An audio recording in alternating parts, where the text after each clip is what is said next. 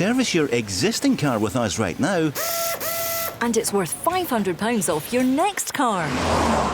Yes, at Macklin Motors Toyota, we'll give you a £500 voucher off any of our brand new Toyotas when you book in for a service with our expert Toyota trained technicians. We even have complimentary courtesy cars available, so book your service now and get £500 off any new Toyota. Visit macklinmotors.co.uk or see us at Kennishead Road, Darnley. Macklin Motors, the new name for Toyota sales and servicing in Glasgow. Valid on services till 30th September. Excludes Motability and fleet customers. One £500 voucher per vehicle purchased by 31st December. And the manager saying how pleased he was with that performance. Yeah, really pleased. We know it's a difficult place to come to. Today was windy as well, which adds another element to it because that affects how you play your football, control the game pretty much the whole time. And we didn't get a goal, but I just felt really comfortable that first half with the football we were playing. We had good chances, and the chances came and they won 3-1. For Giovanni Van Bronckhorst afterwards, he told Sky about the 3 points and about the return of Alfredo Morelos. Well, it's very important for all of us. I mean, it's been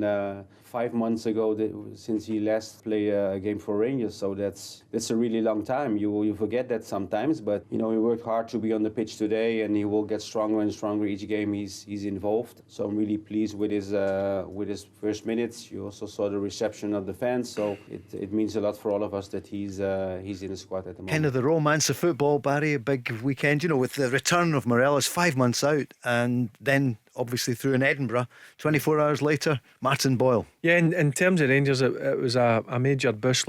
He looked a bit rusty, no doubt about it. After being out but that's natural after being out for 5 months. But you could see the difference he makes, even if he's only 60-70% fit. With him coming on the pitch, the place erupting, and I just think him in the team, Rangers just look at a different proposition for me. Whether he starts tomorrow or no, I'm not too sure. In terms of Sholak, he never get really in the game. He struggled a wee bit, but I was delighted. That may be down to service. He never get much service, to be fair, I felt from. But I was absolutely delighted he got off the mark. It was a great finish from him, to be honest with you. But when Morelos come on, it was just a good time for the Rangers fans, and you could see the players as well. He's a real talisman up top. So it'll be interesting to see what he does tomorrow, whether he starts him or sits him on the bench. And we'll get your team in a wee while. This is Glasgow's own Go Radio. Let's go on the lines. Craig is on. Hi, Craig. Hi, Paul, Barry and Mark. How you doing? Hi, Craig. How you doing, Craig? Tip top. So what about you? You be happy after the win? Definitely, yeah. I think it's a good way to bounce back. I think having games coming fast is handy because it means you don't have time to, we didn't have time last week to feel sorry for ourselves about Tuesday. They had to just kind of get back to it and get 3 points in the bag. No doubt, I think the first half was very frustrating. I think, Kilmarnock, to be fair to them, Bennett McInnes knows how to set out his stall, certainly at Ibrox anyway. And they've done a very good job at frustrating us. Don't get me wrong, I still think, and I don't know if Barry would agree with me, I still think there's just a wee bit more clinical. We need to be a little bit more clinical in the final third, because I think there were a couple of moments where we could have been more comfortable in the game. Before Morelos scored in the last couple of minutes, we could have already had 2 or 3. So that's just a wee thing. All right, let me ask Barry on that. You've asked him, Barry. What do you think? Rangers could have been more clinical. Yeah, you could argue about that. Yep, they could have been a bit more clinical, maybe trying to pass their way into the box, where sometimes you're looking for them to have a pop on goal for 18 or 20 yards, and obviously getting to the touchline, cross the ball, just fire it across it sometimes instead of turning back and laying it back for somebody else to cross it. And if you're being critical, it could have been a bit more ruthless, but you know what, it would have been tough for him, because Derek, as Craig's just mentioned there, he's an experienced manager. He knows how to set teams up and frustrate them. I mean, that's exactly what Kilmarnock done. But I says to you, Rangers showed a bit of patience, which impressed me. And it came down to one guy, and I keep mentioning, I think I've mentioned him about 10 times now in the show. Just Stephen Davis been in there. I thought helped Rangers, because I know what it's like. Sometimes they get a bit frustrated in the stands. Which is only natural. You've got to deal with that. That's what happens when you play at a big club.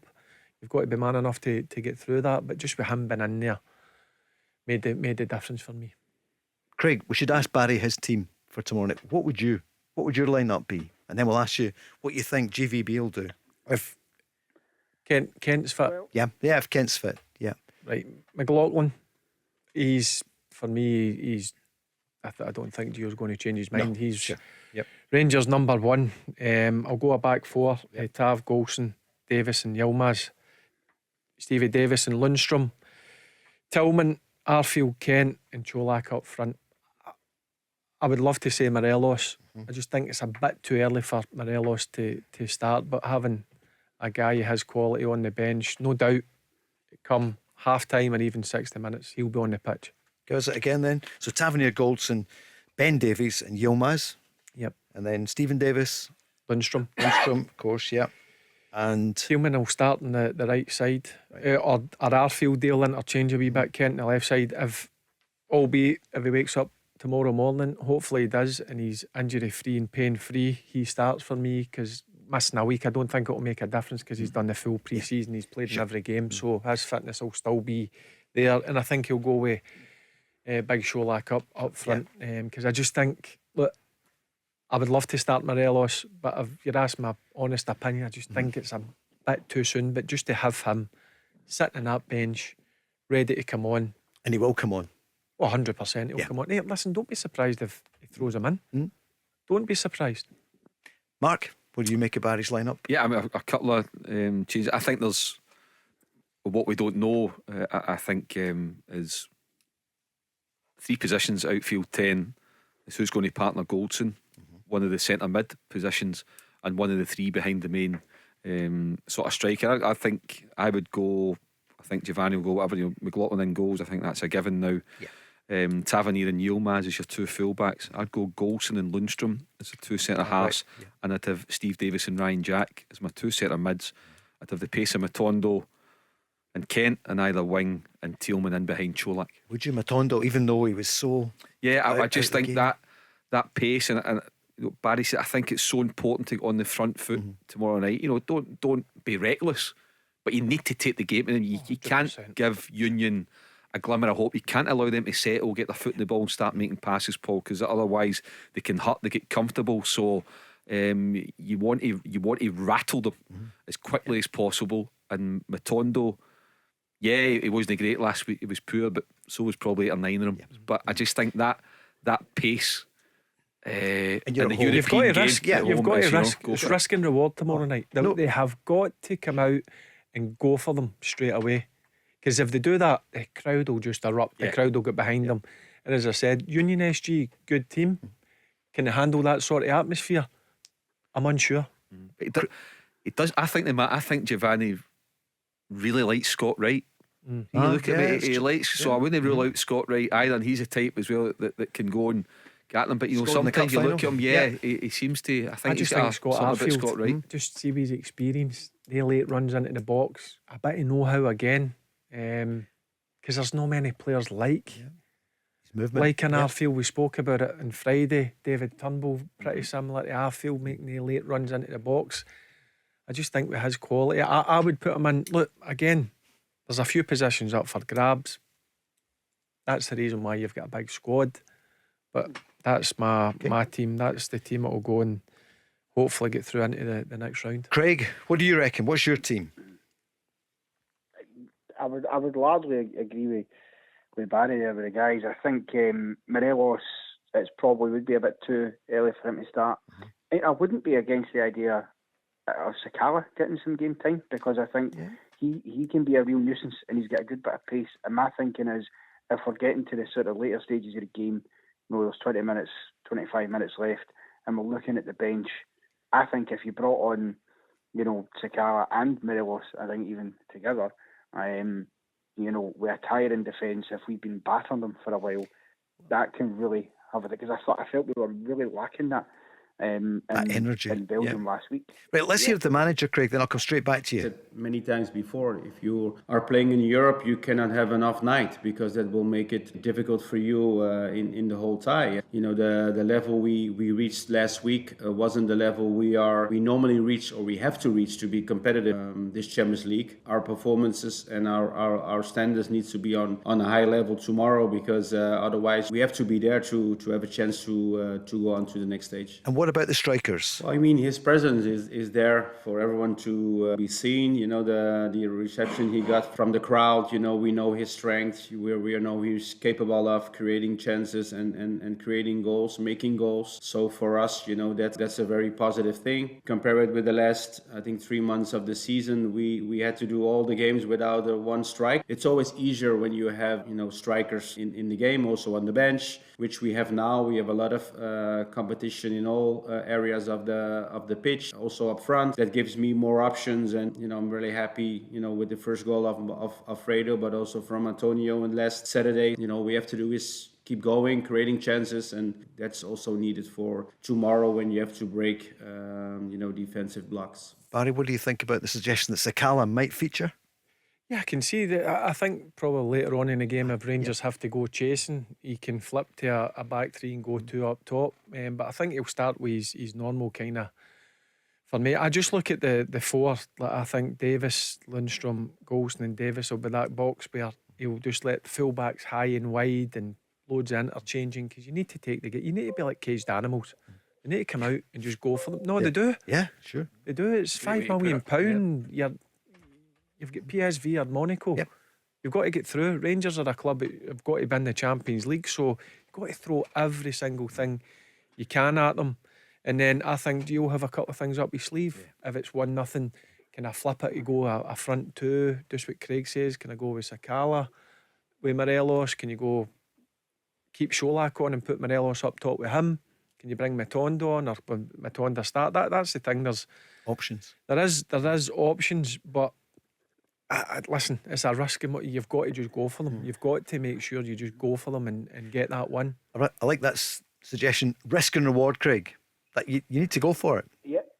Oh, absolutely, 100%. It is about risk and reward, and hopefully tomorrow night, you know, the reward will pay off, because it's a huge thing. You know, you were talking about the money situation. I heard Simon Jordan speaking about that this morning as well. It's a very good point. So we have to make sure. But at the same time, what I would say, I think we also have to appreciate the fact that, you know, Rangers will win the league title again, right? So at some point we will get into the Champions League. It's not as if, you know, if we miss out this season, Celtic are forever in the distance. It's just that it's a setback we really could be doing without, I think. But you know, I'm reasonably confident at Ibrox that we can get it done. I wanted to make a wee quick point, if I could, about yesterday's game. Why is it in Scottish football, when it comes to fan behaviour, why are we always behind the 8 ball with these things? Down south, they've brought in, after what was going on last season, they've just brought in a blanket. Anybody who goes onto the football pitch or anything like that, lifetime ban. I can't for the life of me figure out why the Scottish footballing authorities haven't done the same thing. You know, I get people are celebrating and run on, that's one thing, but then you see people throwing things, you know, people might laugh and go, oh, it was chips or whatever, but I think there was a couple of lighters, and you know, I just feel like we're constantly behind what they're doing down south to tackle this issue, and I don't really get why. Okay, Mark, is that the case? Do you think we are slow in Scotland to take action? It could well be. You know, it's a fair point. You know, why not? You know, it's never too late to go and, you know, implement something. So yeah, if they feel that would be a deterrent, then why not? Don't encourage anything that puts fan safety, anybody's safety, at risk. Don't encourage it. And if fans are still doing it, whether that's throwing missiles or get onto the pitch, then clearly they don't feel that the punishments are stringent enough. They think there's enough leeway. So therefore, if you're going to put something that actually makes you properly think twice, and the prospect of being singled out in CCTV and arrested should make you think twice, you know, anybody, then just don't do it. As we've always said, Paul, whatever your team is, go and support your team, get behind them, cheer them on, get right in about it, enjoy your day, but behave yourself. Neil Doncaster did issue a warning. Remember, just 2 weeks ago at the start of the season about it. But Barry, I mean, it's, a lighter being thrown. It's just ridiculous, isn't it? Yeah, look, it could be. It's got to be safe on the pitch for the players and the referee and the assistant referees. And as you say, go and support and shout whatever you want or whatever, but don't start throwing things. Listen, I could hit somebody's eye. Anything could happen there. It's dangerous. And as I said, I'm sure Hibs, I'll go and look at it closely and identify these people. And you know what? See if you're doing crazy things like that, ban them. I was and then taken it'll stop it. Mark, did you hear what he said a moment ago? What Craig said though, he was quite definite. Rangers are going to win the league. You sounded absolutely sure, Craig, that you have the confidence in your team that you're going to regain the title. I do have the confidence because I think, Celtic are a very, very good team. There's no question about it, and I can't deny that. But I also think that, these are players now that's going to be their first full season. They're not coming off the back of, playing a season where they can just kick on. And I just think the tempo they play at some point, you would imagine they're going to pick up some knocks and injuries. And I think if we're looking at both benches, I actually think we've got slightly better options in terms of manoeuvrability. We can put players into different positions that they'll be comfortable playing, and I think with Celtic, particularly in defence, I think they're still short a body or two. So listen, I'm maybe 80% confident we'll win it. There's obviously a chance, but I just think even if it wasn't this, it's going to go down to the wire regardless. But as I say, I think they might just have a wee bit more in the tank. Do you not think without Aribo and Bassey you are not as strong as you were last season? You can make the case for that, but I think we've signed some good players. I think they are obviously it's going to take a wee bit of time to bed in, but no, I think they were fantastic players, so it's a big loss.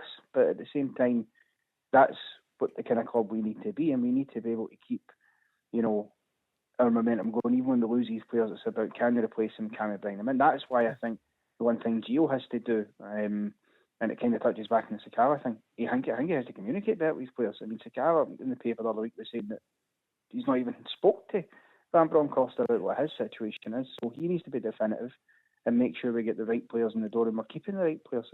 I think if we can do that, and I hate saying it, but work more to the kind of model Celtic have been doing over a number of years, then there's no reason why we can't keep that turnaround and still keep being a real challenge for the league every season as well.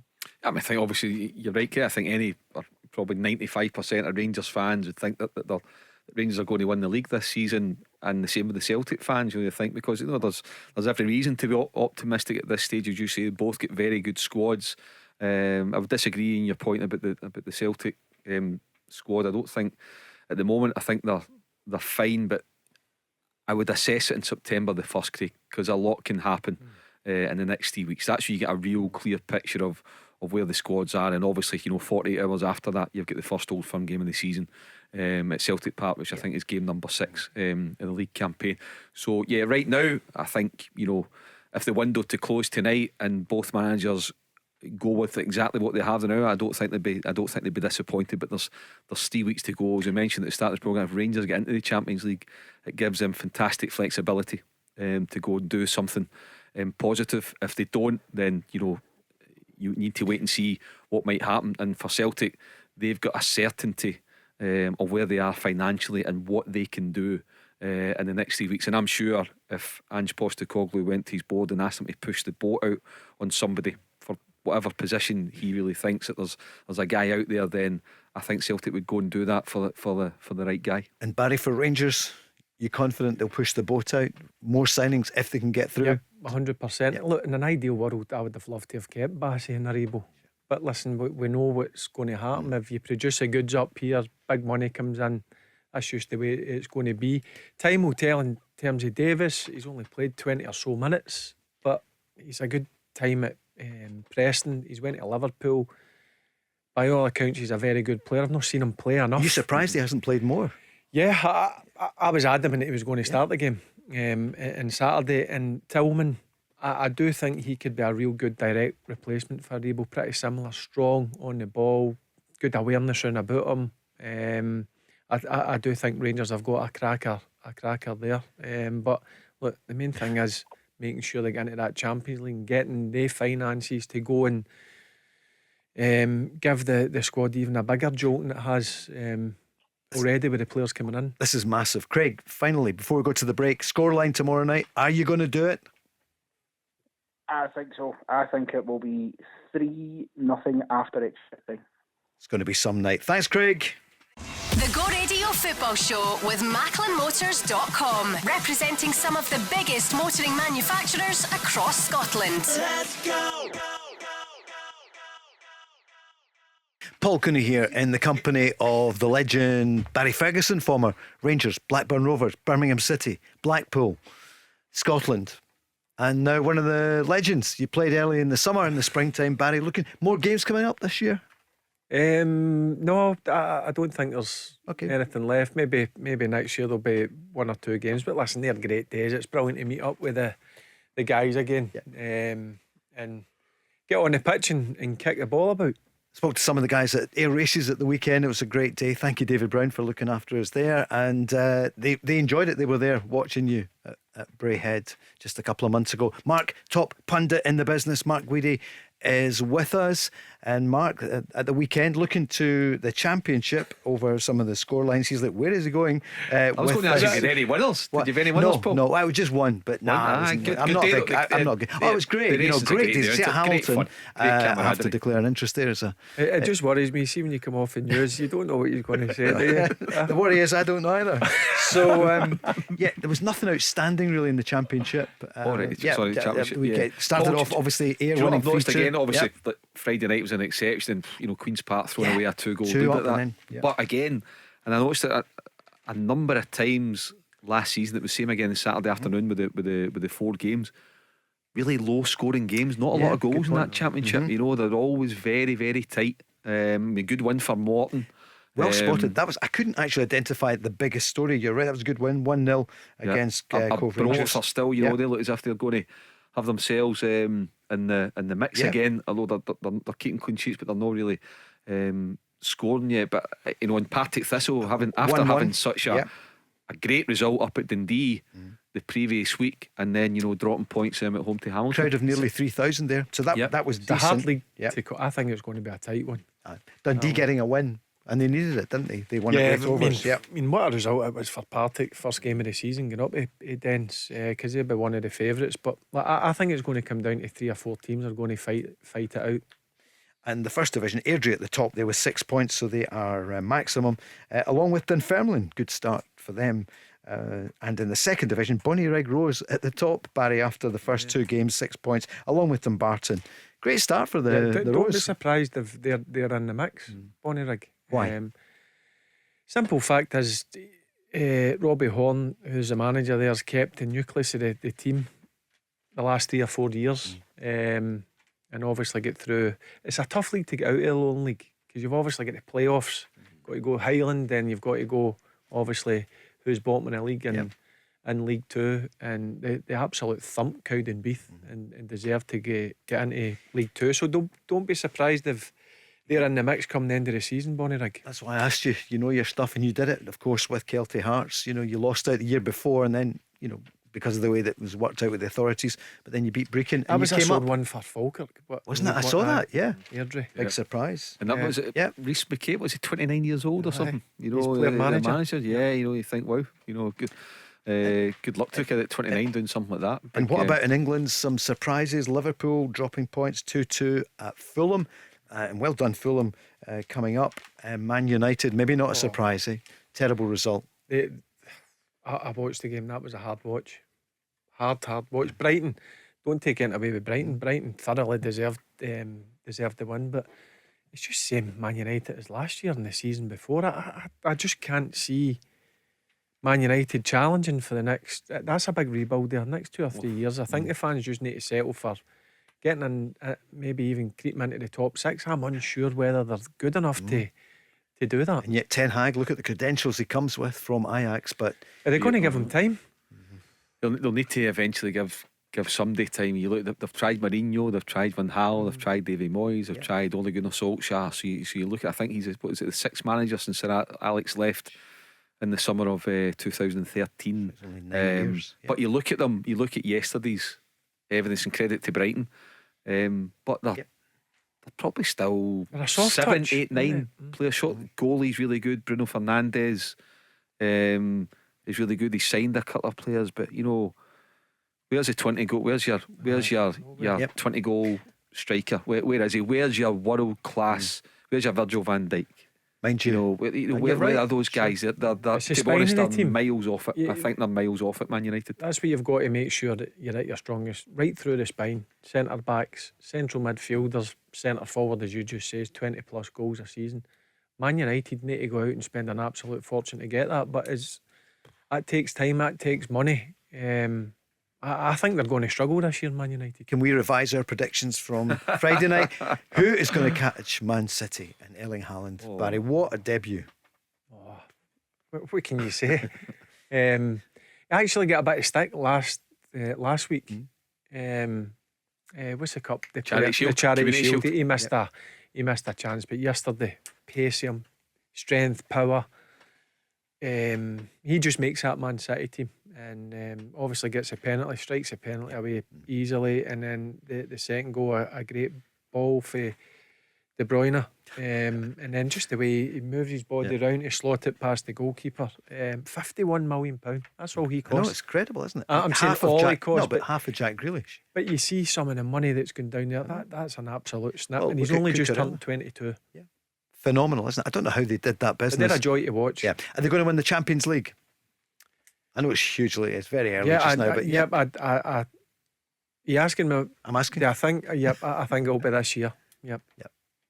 I think they'll win the Premier League and the Champions League. It's phenomenal. Bournemouth, what a start for them. But what about Aston Villa and Steven Gerrard? Bad start, Jim again, the captain. Yeah, lost an early goal, Paul, and never recovered. And conceded a poor second one as well. Just the marking was non-existent. So yeah, Villa. There's one or two what I regard as clubs, big clubs. Villa's a big club. Clubs that have done well the past 4 or 5 years. Like a Leicester as well, and you look at Leicester not signed one player. I think Maddison's going to eventually go. Newcastle will just top up the money. Tielemans, I think he's in the last year of his deal, so again financially they're probably going to have to sell. They've already lost a couple, so I think Leicester, this could be one where I think we've probably, since they won the title under Ranieri 5-6 years ago, you've regarded them as comfortably a top 8 club. Brendan Rodgers has worked wonders. I can't see that now. Villa, whereas you can see Newcastle emerging, pushing comfortably into the top half. Arsenal looking the part. So I think there could be a few surprises in the Premier League this season. Barry, we're looking with a Scottish interest, and I include Steven Gerrard in that, so it's going to be a massive season for him at Villa. They had a poor end to the season. He started well, but that was a poor result. I know it's only one game so far. And Leicester, with Brendan Rodgers, it's only 3 years ago they were up against each other here in Glasgow. They were 2 up, and then they surrendered the league 2-2. Yeah, I seen one of the players doing his interview after the game, and he says he dominated the game, and then they fell apart once Brentford got 1 goal back, but no signings. And only one sub. I think it looks to me they're going to lose 1 or 2 players, because you know what the money's like down south. It could be a long season for Leicester. But in terms of Aston Villa, Gerrard, he's been well back down there. He has been given the finances to go and put it back into the team. That's a bad start for him. That's one of the ones you would kind of earmark when the fixtures come out. Think Bournemouth, right? You know what? It'll be tough, but they've just come up. We should have enough. So that was a blow for Aston Villa at the weekend. Chelsea were at Everton and they got the win, a penalty. Leeds 2-1 at home to Wolves. Good to see Nathan Patterson start. Yeah. What did you think? I thought he'd done well. I did. I think the more games he gets, the better he'll get, because listen, it's a tough league with top quality players, but yeah, he was really good, and it's brilliant to see young Scottish players go down. You want to see them go down there and do really well. And game time for him for Scotland next month. Yeah, it's important for the national team. Yep, good to see Kieran Tierney. He get a few minutes. And Friday night, Arsenal. I watched the Arsenal Crystal Palace game. They looked a bit more tougher, mentally tougher. They're going to be up there challenging this year. They're a soft touch. They're always a nice football team, but that's one thing that jumped out at me watching them. They looked a bit tougher, and use this up front. Jeez, what a player! He was phenomenal the first 30 minutes. But look, I always look out down there. It's brilliant to see young our Scottish players go down there and do really well. Leeds 2-1 against Wolves. Sorry, Mark. Yeah. I'll just say Hickey as well started for Brentford. I think 85 minutes, which was nice to see as well. They come back to get a 2-2 draw. Good point. And Tottenham 4, Southampton 1. They are going to be in the mix, aren't they? Top Antonio 4 Conte. Yeah, top 4. Yeah, I Spurs. Yeah, and I don't know what it is. I can remember Conte as a player for Juve. You know, he was a fantastic footballer. He's got the Barnet and everything now, and he's the same place as you, Paul. He's a top manager, and you know, Spurs look as if they've got their mojo back. I think it was a wee bit flat last season, and Conte was always kind of hinting that he might just quit because he couldn't see any light at the end of the tunnel. But he's managed to do some stuff, and I think they'll do well. Yeah, he looks a good manager. He'll not take any. He'll not get messed about if you don't train hard. I don't. Was it America that were doing pre-season and the cameras were obviously there and they were doing a run at the end of a session and the players were just on their back. They were absolute knackered. Seemingly he's massive into his fitness and his training's tough. So you look, I think he signed 6 players this year as well. He's building a very, very good team there, and they're good enough to get in the top 4 for me. Who was the toughest trainer for you, that trained you the hardest in all your years? Who would push you the most? Let's say pre-season. Somebody that consistently would push you. Physically. They were all different. Like, see, like Advocates training, it was more like it wasn't hard. It was more like football stuff. Right. But when I first started, it was more like longer runs with Walter Smith and Archie Knox. It was like been sick after a run, Bellahouston Park, going up the hills, spewing halfway up the hills, and then it kind of as the game evolved, it get more like there wasn't much running involved. It was all with the ball. And I think now I still think there's a place for running. You still need to do you would have to, wouldn't you? Yeah, you've got to do a bit of running. But if you watch most pre-seasons, a lot of it's done with the ball. Was back when I first started, you never seen a ball for 2 weeks. You were just run. But that's what they were taught, wasn't it, from earlier on? Presumably Jim McLean or. But listen, one John thing. Wallace. When I was a young player, I was always fit.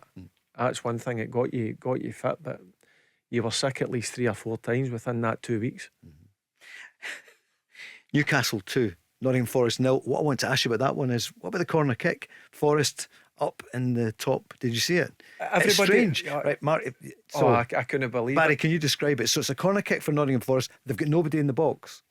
Yep. They had nobody. Obviously Newcastle had all the players back in the box. Nottingham Forest obviously were taking a corner kick, and then at the side you see it, they all come into the screen, they just all ran. Bang. Charge. But 6 or 7 of them. Yep, charged into the like the kind of train style. That's it. Into the mixer. Well, they say that Steve Cooper, he is very innovative, so I don't mind seeing that, trying something. Pope just got it. That was it. Was Did you see Arsenal in Friday night? Yeah. Arsenal had they had nobody back. See the guy who would normally be, a corner for Arsenal, attacking corner. You would maybe have 1 or 2 players back. Every single player was the closest to the halfway line was 18-yard box. Yep. I've never seen that before. And as soon as the corner was took, one of the players sprinted back. Yep. So how good is it? They're all trying different things, isn't it? It's great. The football's back. Barry, question: does Margaret just come and feed you as you watch everything in world football over the weekend? Do you ever? I feed myself. Yeah, right. Yeah, I can look after myself, Paul. I know you can. Yeah, I'm not like you who's get a servant and whatever. I've got to make my own food at times. And what about Nice at the weekend and the scorer, the sub? Aaron Ramsey. They drew 1-1 with Toulouse. So Aaron Ramsey's got a club, a 3-year deal. And Casper Schmeichel as well. Yeah, so they've gone for them, which is nice lifestyle down there as well. He's a good goalkeeper. Football. He's brilliant. Schmeichel. He's a great big loss to. I mean, Danny Ward was good. I remember at Aberdeen. He was a terrific goalkeeper when they had him on loan from Liverpool when Derek was the manager. But Casper Schmeichel's is a cut above. He's a again, we speak about goalkeepers that are worth 10, 12, 14 points here. So there, right away, you'd almost, I would say, Leicester would be losing Schmeichel, probably 8, 9 points worse off easily. Quick break, and then we're going to look forward to tomorrow night, previewing Rangers up against Union SG, they lost 3-0 at the weekend, but we can't take anything from that, can we? You've been saying Union. I know. Union. I don't know why I did that. Heard that. I know. I heard that on the, yeah. No, Union. Saint-Gilloise. That's exactly it. That plus we'll look back a wee bit more from Ange Postecoglou next. The Go Radio Football Show with MacklinMotors.com, representing some of the biggest motoring manufacturers across Scotland. Let's go! Go Radio Football Show this time tomorrow night. John Hartson, Stephen Craigan, and we will be previewing Rangers against Union Saint-Gilloise. So at the weekend we talked about the pronunciation department here at Glasgow's own. It's Grado tells me it's Union Saint-Gilloise. That is decent. Is that okay? I know. I can't stand all this. Is that again? Az or AZ. It's AZ. For AZ Alkmaar. It's Paul, Union. When you Saint-Gilloise. I know it's going away for football. Just very quickly, when you're mentioning Grado, yes, Go Radio's star of the breakfast show. Yeah. I've watched the new episodes of Two Doors Down. He's brilliant in it. His character in it, Alan. Honest to God, it's proper laugh out. Honestly, I need to. I was going to text him just to say well done. But what a party place! And your tickets for the Panto as well. Oh no, Panto. Oh, isn't he? He's very good. It just, he doesn't make sense. I just look at him and laugh. He's so. And Paul, your old pal as well. I see her one-liners in it. Elaine C. Smith. And her one-liners are sensational, and honest to goodness, brilliant. Okay, sorry thank you for that plug. Can we charge the BBC for that one, James? 08 17 17 700. Football's back. The crowds are back, because this time last year, Barry, it was just we're beginning to get back, but it's brilliant. I mean, you just need to look at for instance, Dundee United last weekend in Europe. The atmosphere there. I thought the Hibs and Hearts game yesterday, it was just brilliant to see, and the atmosphere, the fans chanting. The only thing I didn't like was obviously what happened with things getting thrown on the pitch, but brilliant to see the fans, because listen, see, without the fans, football's not the same for me. Look at possession at the weekend. I know it's not everything, but Mark, Celtic 78% possession in the 3-1 win, Rangers 73% in the 2-0 win, and Aberdeen 75% in the trouncing of St Mirren. Aberdeen might challenge Hearts for that third spot. Listen, they're having a go. Jim Goodwin were in, and he had 3 months to assess things, and he's pretty much ripped it up. They've cashed in and Lewis Ferguson and Calvin Ramsey. It's given them flexibility in the market. One thing, whatever you think of Dave Cormack, you go back to his time with Stephen Glass and then again with Jim, he'll back his managers. He'll do his very, very best to give them a budget. And it's probably, you look at it now, Paul, I think you could almost split our leagues very much into, obviously Celtic and Rangers are by far and away with their budgets, but you then look at what Dundee United can pay, what Hibs can pay, what Hearts can pay, what Aberdeen can pay, and then you've got the other 6. So you always kind of get 3 leagues within it, and that's the way it should shape up. So with anybody in that sort of bottom 6, if they to sort of break through and penetrate and dislodge, then what a remarkable job they would have done. Good point. Miofsky for Aberdeen got 2. Leighton Clarkson, it's a great way to come out on loan, isn't it? From Liverpool. What a strike, Paul. What a goal. Terrific. Wonderful finish. He came off the bench and get himself off to the mark like that. Terrific. And I think the Aberdeen fans, that's what they've been crying out for, just to go and see their team scoring a few goals and putting a performance on. Luis Lopez getting the other one, and Greg Kiltie getting the one for St Mirren. Barry, should we be worrying about St Mirren now? I think it'll be a tough season for St Mirren. No, it didn't help with Gallagher getting sent off. I thought it was harsh, if I'm being honest with you, the penalty, and it's obviously he's going up to his former club, which he'll be disappointed in. But I think it'll be a long season for St Mirren. The thing with the handball, isn't it? It's, he was getting up and it struck his arm, and did he put the arm on it? It's difficult. You hate it if we go down to 10 Listen, men. The first tackle's a bit all day long, absolutely. But the second one just felt a bit unfortunate, and then for St Mirren, it's what a struggle it is after that. Motherwell 1, St Johnstone 2. It looked as though Stephen O'Donnell, then the ball went in, it was 1-1. Looked as though they were going to get a point. It's not to be the case. But Callum will look now to kick on for that. I think they would have been disappointed last week not getting a point. Obviously Hibs scoring the last minute or so of the game, but that's a brilliant 3 points. Yeah, it was a good. And Jamie Murphy, Paul, man of the match. and his strike, for for the opening goal. You know, it's a wonderful finish. You look at his career, what an intelligent footballer he is. You know, he certainly brought something different to St Johnstone in the final third, taking it up a notch.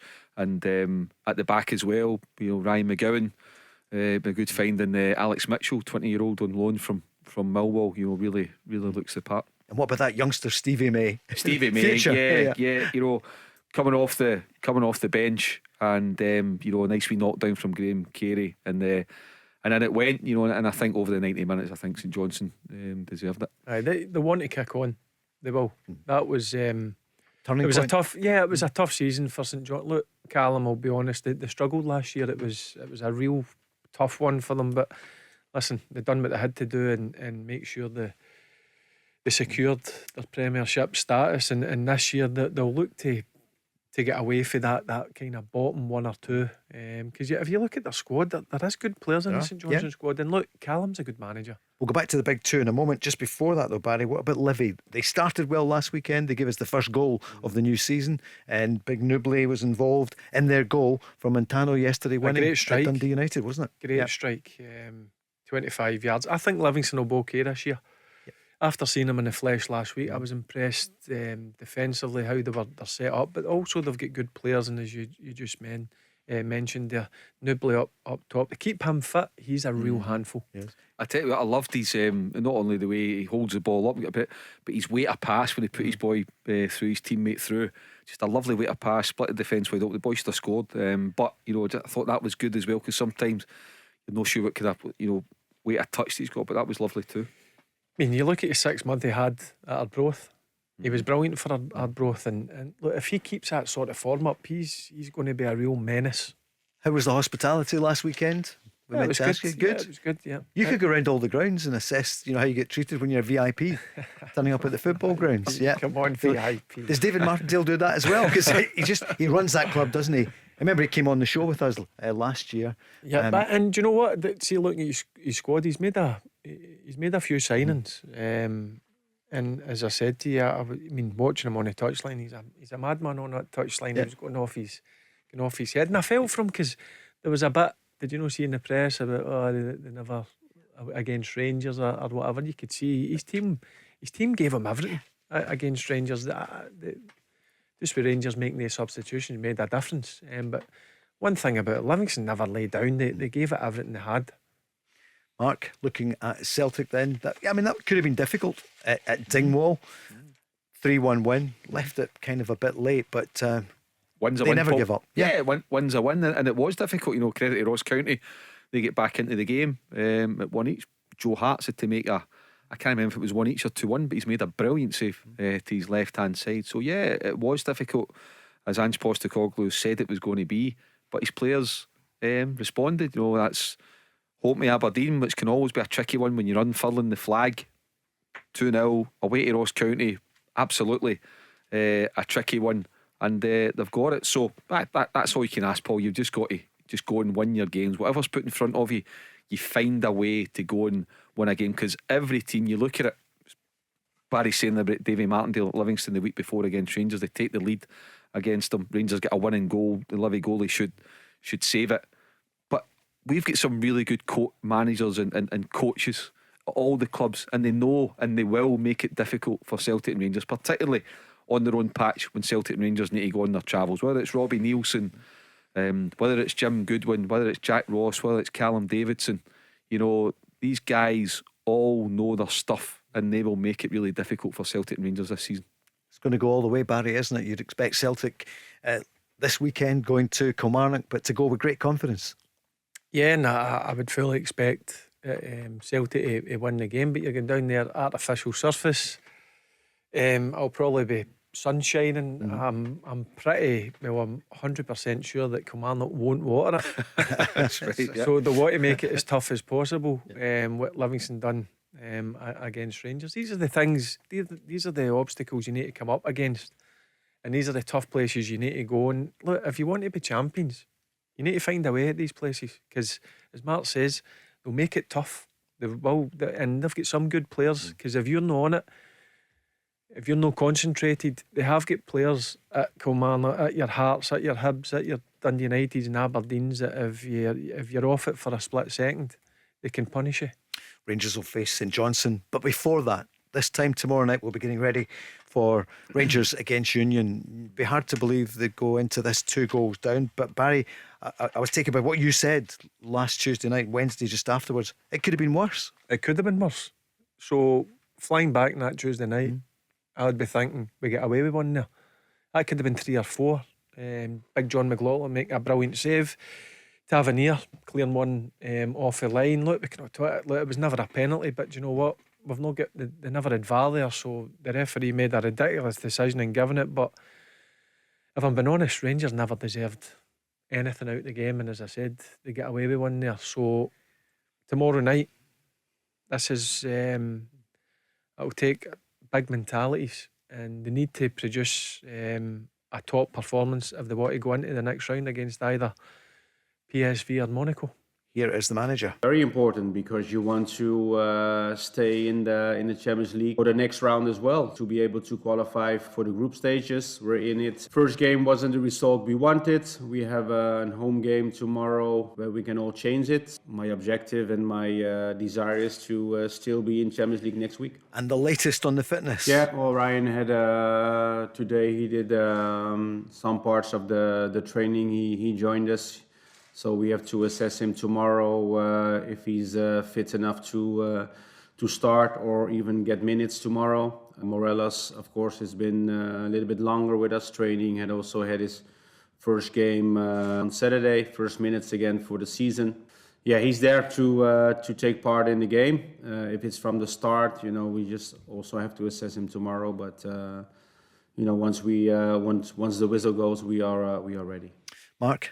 I'm just going by that, Paul. I've always felt that Morelos will start on the bench tomorrow night. And going by that comment, unless he's just trying to put a wee bit out there and try and deflect, but it sounds to me like Ryan Kent's going to be on the bench tomorrow. Sounds to me like that's the way it's going to shape up. Now, if that creates that, for Arfield or Scott Wright, I'm talking, whatever. But just going by that, I think Kent's on the bench. Along with Morelos? Yes. Yep. Barry, would you agree? As soon as I wake up in the morning, I'd be on the phone to him. Get up, walk about. How are you? How's that ankle? Because if you're telling me you're okay, you're straight in that starting 11. He's so important to Rangers. You could see how he was missed last week. Yeah, he's missed big time. Even if he's not having a great game, he's one of the players that he can come up with that wee bit of magic in the final third. So listen, he came through the session today. It's all about how the reaction is with the ankle in the morning. So I'm sure there'll be communication first thing. And if he tells the manager that I'm fine, he's in the starting 11. Did they go away the night before? Even in a home we game? did every European game, even home games, we went away. So I don't know what Gio done, because I know Steven Gerrard didn't. He went the day of the game. Yeah, an afternoon kip. Yeah. I mean, I wouldn't like that. I mean, I would either like to go the night before, or see if you're slept in your own bed. I'd like to just relax in my own home. Barry, what's your scoreline? I know 4-1 Rangers after extra time. 4-1. It'll be some game. Mark, what do you reckon? Rangers 2-0, winning penalties. Winning in penalties. Okay. 3-1. It will be 90 minutes. 4-1. 4-1. Extra 120 minutes. Listen, thanks so much. Enjoyed that, Paul. It was good tonight. Great 2 hours. Thank you. You do it again Wednesday, Barry. Yep. Mark, you'll be back on Friday. Yep, look forward to it. Tomorrow night, Stephen Craigan and John Hartson will be back live at 5 up after the news. It's Joe Kilday. The Go Radio Football Show with MacklinMotors.com, representing some of the biggest motoring manufacturers across Scotland. Let's go! Service your existing car with us right now, and it's worth £500 off your next car. Yes, at Macklin Motors Toyota, we'll give you a £500 voucher off any of our brand new Toyotas when you book in for a service with our expert Toyota trained technicians. We even have complimentary courtesy cars available, so book your service now and get £500 off any new Toyota. Visit macklinmotors.co.uk or see us at Kennishead Road, Darnley. Macklin Motors, the new name for Toyota sales and servicing in Glasgow.